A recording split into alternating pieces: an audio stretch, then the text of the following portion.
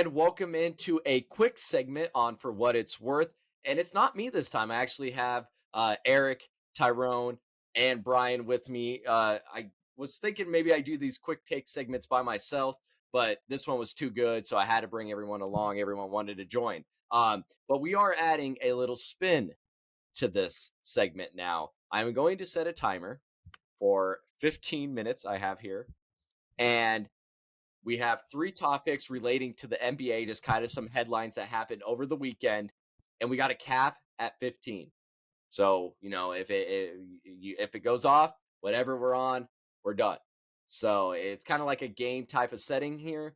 It might be kind of quick pace back and forth. And if we don't use all 15 minutes, we don't use all 15 minutes and we save you guys some time. So are you guys ready? Yeah. That's the clock. All right. Here we go. We're starting the clock. And I'll occasionally throw in, 12 minutes, 8 minutes, something like that. Just kind of see where we're going. So here we go. Timer is started. And as mentioned, we are sticking NBA. Let's start with the Timberwolves. Karl-Anthony Towns, torn meniscus, will undergo surgery. He's out for at least a month. They're going to reevaluate him in a month and then go from there. But they're expecting him to be back for the Western, the playoffs. And 3-1 this season without him. Won against the Spurs on February 27th. They won against the Pacers on the 7th of this month, and then have an 11-point loss to Cleveland on the 8th. And then as we're currently recording, they're playing the Lakers. We don't know. We're not going to know the final score by the end of this podcast, but we're just throwing that out there. What I'm going to ask now is, what are the chances the Timberwolves get a 1 seed with Karl-Anthony Towns now out until playoffs? Super duper low. The 1 seed is now super slow. out of their hands, which is okay. I mean, you can't really control injuries. It sucks to suck, but as long as we have him back for playoffs, that's the only thing I would really be concerned about. The 1 seed doesn't really matter. If you're going to win it, you're going to win it. I think it could honestly benefit them now. Like last episode, we talked about like the West and the Thunder, and we said those 4 teams who would be in the bubble, who they would play if they were the 1 or the 2. If they fall maybe to the 3 or the 6, or the 3 or the 4, and they have to play the 5 or 6, it might benefit them depending, so they don't have to play one of those, like we said, those game-changing players like Curry, LeBron, KD. It might benefit them, but at the same time, you kind of want that 1 seed just because, assert your dominance, I guess, in a way. Home court advantage. Erik? To answer the question, no, I don't think they have a chance to get the 1 seed. I mean, you can say that you said, 3-1 again without him? Yeah. But against the Spurs, Pistons, and I mean, the Pacers have been not great the last month ever since the play-in. Yep. The last couple games are 5-5, I think, or even worse. Yep. But no, I don't think. I mean, they still have a good team all around. Yeah. But not good enough to keep up with SGA and them. Yeah, and that's fair. I was just actually going to bring that up, that we were talking in one of our podcasts, Edwards, Rudy Gobert, they have really good players. We don't think Edwards can. I think now with Karl-Anthony Towns out, Edwards is going to be looked upon more. He might really start to shine here. He's already shining. I'm not trying to downplay what he's doing now. Yeah. I'm just saying now with Cat out, he's the main man now.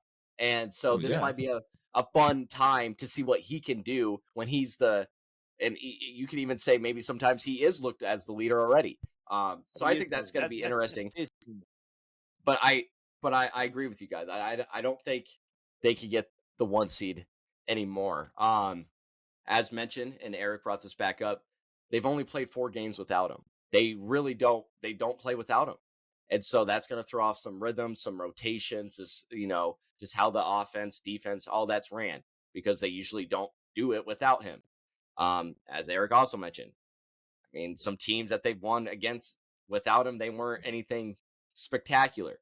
And when he is playing, they're outscoring opponents by 343 points. You want him on the court. And so the fact that he's not going to be for a while, I don't think it looks pretty. Here's another thing to look at. The next 6 games out, not counting tonight, because we don't know what the outcome's going to be because of how we're recording this. But for the next 6 games for the Timberwolves, you have the Clippers, the Jazz twice, the Nuggets, the Cavs, and the Warriors. Now the Warriors, with Steph and all that, whatever. But Nuggets, Clippers, Cavs, they're good on the East, and Jazz, whatever. The Thunder have the Pacers, the Mavs, the Grizzlies, the Jazz, the Raptors, the Bucks. A little more manageable. The Nuggets have the Raptors, the Heat, the Spurs, the Mavs, the Timberwolves, then the Knicks. Also, I think more manageable. So the two teams that are right there with you have more manageable next, 6 games out, 5 games out than what you have. And you're missing one of your star players. And so I think really their 1 seed chances are fleeting fast. We got 10 minutes, by the way. I would like to say one thing. A big shout out, Calvin. You'll love this. I peeked this because I had the game in the background, just watching it. Karl-Anthony Towns is out. This is a big, huge moment. A huge moment for Luka Garza to step up and get some NBA minutes, get some big boy buckets, and prove his NBA worth. That's what I would say. That's all. I've seen him hit a 3. I wanted to tell you, you're in the middle of saying something. No, dude, I hope so. It'd be great to see. Also, I forgot to mention at the beginning of this episode, but we can't move on to the next topic until we all agree we're done saying what we need to say. I'm done saying what I need to say. If you guys want to bring up some more about this, let's keep it going. But we're at 9:30 right now. That was a great block by Anthony Edwards the other night against the Pacers to win. Oh, legendary. Okay, there's no way he didn't wake up the next morning for a drug test, but I will agree. That's the last thing I wanted to say. Yeah, when you do that, you can still like the game. Yeah, literally hit his head, landed weird, got right back up. What a block, Erik. You got anything else to say? Yeah, that fall was kind of scary, but he popped right back up. But yeah, I'm good. Adrenaline. Yeah, that adrenaline and whatnot. All right, next topic we're gonna get into. This is gonna be a fun one, and so we got 9 minutes. Here we go. Tyrone, the last podcast you were just raving about Tatum, and then in his most recent matchup with the Nuggets. Didn't quite go his way. I'll let you kind of take this one because you wanted to bring this up. Just talk about that game and maybe Tatum a little bit. Hey, Jason Tatum, you sold me. Me and Erik made a bet, $20 on this game. You had the ball in your hands. The ball in your hands for the lead. Less than a minute left. Wide open. Butt naked. As open as you can get. You're an NBA All-Star. I literally said in the podcast before, I trust Jason Tatum with the game on the line. They hit an N1 layup or a step back 3. You had a wide open 3.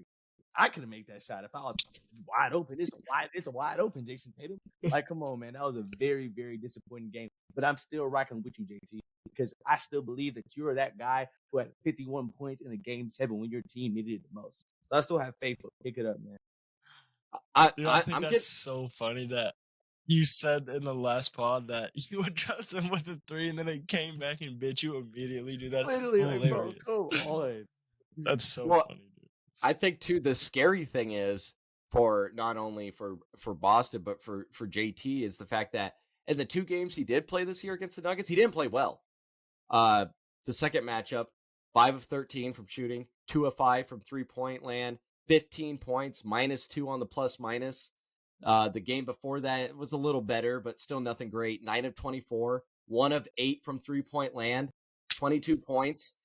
Like, this is scary. If he can't show up regular season against the Nuggets, what makes you think he's going to show up in the playoffs against the Nuggets? I know that episode you can go back and we were raving about Boston. I think we should still rave about them, but this is kind of getting worrisome because I think they could go through the East. But if the Nuggets come out of the West like we were thinking they might, it might be a 5-game series, boys. Nah, it's 5 games. No, the Nuggets are good. Don't say we. I was on the Celtics hate train. Don't say we. Okay. That's fair. That's fair. Well, you guys. I don't know. 5 is close, but I don't know. Does this change? It's going to be tough to play in Boston in the playoff, especially if it's the finals. So it's going to be tough to win there. Okay, that's fair. Do you guys want to bring up anything about JT or that game in general, or just anything about the Nuggets or Jokic or anything? Or even Tyrone. Last pod, you were talking a lot about how they shot so well. The thing is that, like, just the way that basketball works, the reason why the Nuggets won is because Jokic is he can get to the basket and score easy layups. Oh, yeah. The reason why the Celtics, they live and die by their 3. If they're hitting their 3, you're not going to beat them. Like, if Porzingis can step out and hit his 3, Jaylen Brown's hitting 3s, Derek White's hitting 3s, Holiday's hitting 3s, Horford's hitting threes, Tatum's hitting threes, you're not going to beat him. But if those threes aren't falling and Jason Tatum and Jaylen Brown are able to get to the cup and score layups or get and layups, it's going to be pretty hard, especially when you have Jokic that's literally backing somebody down in the paint. They send somebody to double team, and he literally just passes it to Aaron Gordon, and he dunks it. That play happened like literally 10 times in the Celtics game. Yeah, I'm glad you brought that up because I was going to bring up real quickly in these past couple games, couple weeks, whatever. The Celtics defense hasn't been on par, and like you said, Aaron Gordon showcased the flaw that the Celtics are facing right now in their defense. They're getting beat off of cuts, slip screens, this and that. Man, their defense, it's got holes in it right now, and I don't know if that's due to the lack of energy, just where you're at in the season. Just that's not your main focus as a team. I don't know, but that's glaring too. And like you said, Aaron Gordon was just putting on a show. And if Aaron Gordon's putting on a show, Erik, Bryan, we got 5 minutes left with one more topic, but if you need to bring something up about this one, please do. Now's the time. I didn't watch the game, so I don't really have anything. Fair enough. Hey, we're all busy. I also didn't watch the game. People. I also didn't watch the game, but I was so not worried about it. I bet Ty $20, and we went to the bar, and I was just not worried about it the whole night. And then he Venmoed me, and I was like, well, they probably won, like I said, so let's go. Drinks on Ty. Well, let's go, Ty. Let's go. Thank you, brother. We know we're... Jason, you go get that, whatever you're doing right now, just go get in that gym. Go get in that gym right now, Jason Tatum, right now. Put dudes to bed and get in the gym. Yep. And then I'm ready to move on if you guys are. We got one more topic. 4 minutes left. Let's do it. Last thing, I'm super excited to bet against the Celtics in the playoffs. I'm ready to go. You think they make it? So, as in betting against, like, just for the series. I'm just gonna bet them to lose every series until they do. I'm ready to go. Fair enough. You might be able to make some money if they lose very early on. Tyrone, anything else you want to add about this combo, real quick? I'm gonna do the same thing Erik does to the Celtics with the Thunder. All right. Nice. And I'm glad you said that because that's our last topic. So we're going to segue in this. We got 3 minutes and 30 seconds to talk about OKC. Erik, you like OKC a lot. What are your thoughts of just from the last time we talked, or if anything has changed in your mind about OKC? I mean, not really. I think I stand pretty consistent with what I said last time. So if I don't have a whole bunch to add, so I'll hand it off, and if someone has something of value to say. All right, Tyrone. Still the most outstandingly glazed team in the league. That Shea interview where he was talking about my life is consistent. My life is consistent. Oh my god! I almost broke my phone, man. Somebody got to put a stop to this, man. I can't wait to playoffs come where it's grown man basketball. The people who win the NBA championships, you got to be able to pay your taxes. You got to have a wife and kids. That's a wife and kids basketball. I'm not with this IG talking to man. Hey, there's something about they just rubbed me wrong, man. The most IG team in the NBA is the Hornets, dude. Don't put that on the Thunder. Nah. Hornets are SoundCloud. They're doing something different. They're something different. I want to go to the Hornets so bad. I'm still sticking with what I said on the last pod as well, in the sense that the true test starts on March 24th, and then I'm willing to talk some more about OKC. But just in case people forgot, starting March 24th, this is their schedule: Bucks, Pelicans, Rockets, Sun, Knicks, 76ers, Celtics. And then the next that's 1, 2, 3, 4, 5, 6. That's a 7-game stretch. They're winning at least 4 of those. Well, I think they could beat the Rockets. They could beat the 76ers. If Embiid's not back, they're beating the Sixers. Yeah. And then I'm trying to think where the other one comes. So Knicks. You think Rockets? You think the Knicks? And they're at Pelicans. Okay, that might be tougher, but it's doable. That's definitely their fourth easiest game. Yeah. So that's where I want to see this, how they do in that stretch. But like I said, just if we're looking at all season already, I mean, yeah, they're up there for a reason. We mentioned it. The young talent there. It's fun to watch. They're exciting. They have the energy. They're passionate about the game. They want to make history. This and that. And I still think they get out of the first round. That could be very well true. Maybe. I mean, when we recorded our last one, they were playing the Lakers when we were recording it. They ended up losing, so it goes back to what we talked about. If they have to play like the Lakers or that type of team in the first round, things could get interesting to where that experience might come back and bite you, even though you get to 1 seed. Yep, 38 seconds left.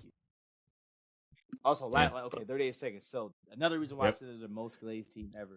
I seen somebody make a serious YouTube video, a real life interview, real life opinionated. They are really asking, like, there's people asking the sports world saying, 20 seconds. Is this Thunder big three of Shea, Chet, and J-Dub just as good as the old Thunder big D of KD, Westbrook, and Harden, who are all 3 MVPs? Like, come on. No, that's blasphemous. That is insanity. All right. To me, that is just out of this world crazy. Yep. Time's up. And just to say that is crazy, Ty. That's my last thoughts on that. That's crazy. They're nowhere near a big three like that at all. All right, that was our quick take segment, 15 minutes. We did pretty well. That wasn't too bad for our first trial run at that. If you're watching on YouTube, go ahead. Let us know if you like this format. If you think maybe the time should be extended, if it should be limited, or if we just shouldn't have a time limit and just try to make it as quick as we can. Let us know in there. Also, while you're doing that, you might as well just scroll up a little bit, give us a like, subscribe, and send the link if you would. And then if you're listening on Spotify, we appreciate it. Go ahead, give us 5 stars, share the link to your friends, follow our page on Spotify. That helps a lot with algorithm and all that. But until next time, for another quick segment, I'm Calvin Silvers. We had Erik, Tyrone, and Bryan, and we'll see you guys later.